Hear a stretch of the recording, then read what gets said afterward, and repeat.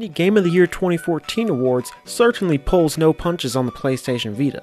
In fact, the game that was considered by many to be one of the best of its time is an even better experience on the PlayStation Vita, and that's not speculation, it's just pure fact.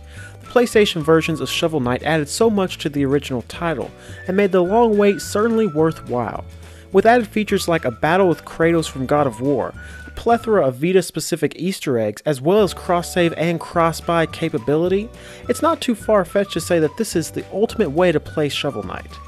The gameplay of Shovel Knight has little to no change in the PlayStation versions, but we certainly don't say that in a bad way. Shovel Knight sits right at home on the PlayStation Vita with its 2D side-scrolling action. Players take on their shovel-wielding protagonists and head into a world full of monsters and treasure. You can either use your shovel to kill the baddies or lace your wallets full of gold, but either way the game plays the exact way someone would expect it to on the PlayStation Vita system. So yes, while not much has been added to the game currently, not much has been taken away either.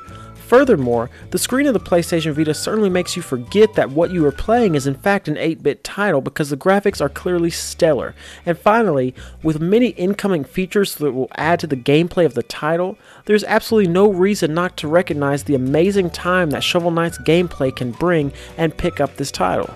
Shovel Knight's story is nearly non-existent, but this is for the simple purpose that the game does not need a story in order to captivate audiences. Nevertheless, Yacht Club Games still manages to stuff in a story that is worth paying attention to. The story goes that prior to the game, adventurers Shovel Knight and Shield Knight journeyed across the world alongside one another. But while exploring the Tower of Fate, a cursed amulet takes over Shield Knight and leaves Shovel Knight outside of a sealed Tower of Fate. Grieving for his beloved, Shovel Knight gives up adventuring and secludes himself.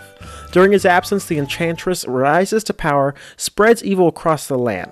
Upon hearing that the Enchantress has unsealed the Tower of Fate, Shovel Knight starts his quest towards it, hoping in order to find and rescue Shield Knight. In order to do so, though, Shovel Knight must first find the members of the Order of No Quarter, who have been dispatched by the Enchantress to impede him. Ultimately, the story isn't much, it just kinda sits there. But a game like this doesn't need a deep or thoughtful story. Just a bunch of knights killing each other and perhaps a guest appearance from Kratos, and those both get the check. Finally, the added features are what makes this title a must-own and sets the PlayStation versions aside from the pack. Like we said, Shovel Knight added a nice battle with Kratos and a lot of PS Vita specific Easter eggs, but beyond that, a huge update is on its way that holds with it a lot of potential for this already amazing title. The update will bring along with it 2 additional campaigns, a challenge mode, a 4-player multiplayer mode, and options to swap into a female knight and a new character. I'm not sure that